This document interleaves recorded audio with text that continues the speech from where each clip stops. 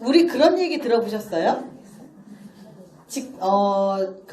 직장인의 꿈은 뭐예요? 자영업, 사장님 되는 거.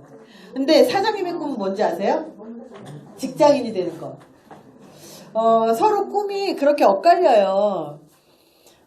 저도 사실 직장 다녔을 때는 직장 다니는 게 되게 힘들었는데, 직장에서 나와서 제가 혼자 이렇게 있으니까, 저 같은 경우는 제가 직원들 월급 주고 이렇게 하니까, 이것도 되게 힘들더라고요. 되게 힘들어요. 아주 많이 힘들어요.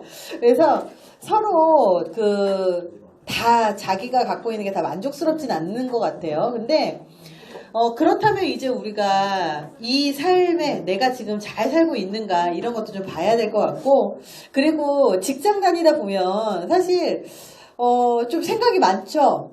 제 친구들도 가만 보면 월요일만 되잖아요. 일요일만 되잖아요. 그러면 내일도 월요일이야 막 짜증을 내요.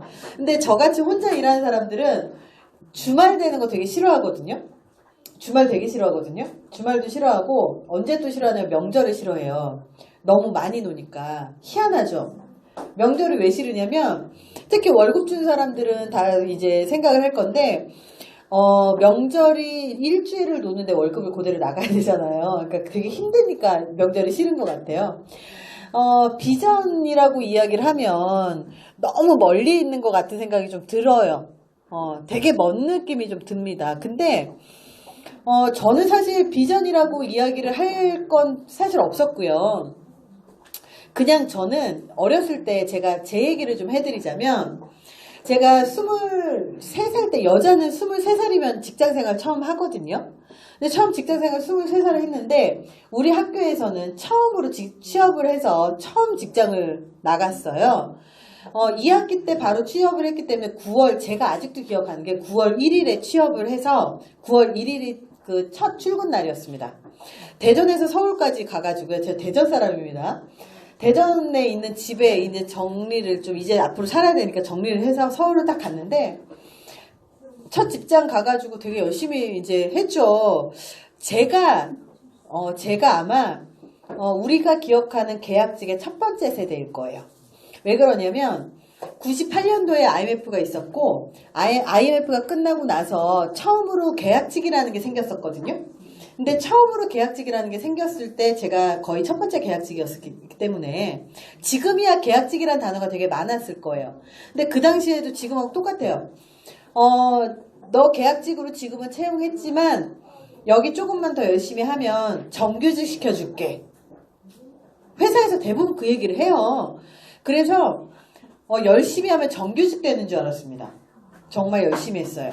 근데 이 회사가 한 10개월 다녔나 9개월 다녔나, 그럼 정규직 얘기가 나와야 되고 좀 해야 되잖아요. 근데 회사가 문을 닫는다고 소문이 난 거예요. 회사가 문을 닫는데요. 회사가 왜 문을 닫냐, 대기업인데. 알고 봤더니 회사가 문을 닫는 이유가 수익이 나지 않아서 이 사업부 자체를 정리를 한다는 거예요. 사업부를 정리를 하는데, 그렇다면 제일 먼저 잘린 사람이 누굴까요?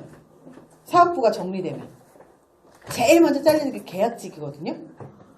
첫 번째가 계약직이고요. 두 번째가 뭐냐면 가장 밑에 있는 직급의 사람들이에요. 제일 끝까지 남는 건 전문성을 갖고 있는 누군가, 자격증을 갖고 있거나 아니면 노조에 있거나, 노조가 잘릴 것 같지만 절대 노조 안 잘립니다. 노조에 있거나 뭐 여러 가지 게 있었어요. 제가 24살 때 정리해고 당했거든요. 24살 때 정리해고를 당하면서 무슨 생각을 했냐면, 나는 절대 나중에 내가 다시 취업을 해도 정리해고 당하지 않는 직업을 선택해야지, 이 생각을 하면서 회사를 그만두고 나왔어요.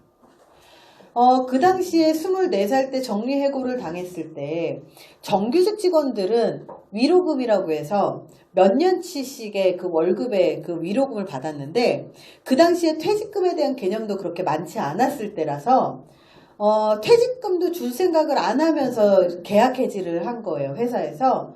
그래서 우리가 계약직 직원들이 다 열이 받았죠. 그래서 이거를 어떻게 할 것이냐, 그럼 우리 단체로 그만두겠다 그랬더니 이제 그제서야 퇴직금을 주겠다고 해서 퇴직금을 받았었던 기억이 있는데, 그때 제가 그 당시에 생각했었던 게 뭐냐면, 난 절대 잘리지 않는 직업 선택해야지. 그러고 나서 생각을 한 직업이 이제 되게 여러 가지가 있었어요. 일단 잘리지 않으려면 전문성이 있어야 되는데, 전문성이 있으면 사자가 있어야 될 것 같아요. 뭐 약사, 변호사, 의사 뭐 이런 거. 저희 부모님이 되게 독하게 키우셔가지고, 저희 학교 다녔을 때 학비 외로는 뭐 아르바이트를 해서 돈 벌어라 해서 4년 내내 돈을 벌었기 때문에 저는 뭐 그런 생각도 하지도 못했고, 다시 학교를 들어가야 되겠다, 전공을 바꿔야 되겠다 이런 생각 하지도 못했고요. 그리고 회사를 딱 그만두고 나서 뭐 해야 되는지 다시 생각을 하면서 직업을 그때 고민을 처음 다시 시작을 한 것 같아요. 그때 나이가 24살, 25살 이때였으니까. 그때 내 꿈은 딱 하나였어요.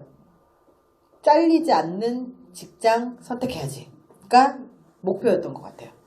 그랬었는데 그렇게 하더라도 전문 직업 선택하기 쉬운 건 아니잖아요. 취업을 했는데 그 당시에 취업한 데가 일본계 회사였어요. 그래서 일본에서 근무를 했는데, 일본에서 근무를 하면 사실 한국에도 오고 싶고, 그리고 되게 힘들잖아요. 그래서 한국으로 가고 싶은데, 그래 회사를 그만두고 한국으로 온 나이가 26 정도 되거든요. 그때부터 직업을 다시 선택을 하기 시작을 합니다. 이 직업을 선택을 딱 하고 나서 제가 26, 7 이때쯤에 이 직업 선택한 것 같은데, 이 직업을 선택을 하고 나서 딱 한 가지만 생각했어요.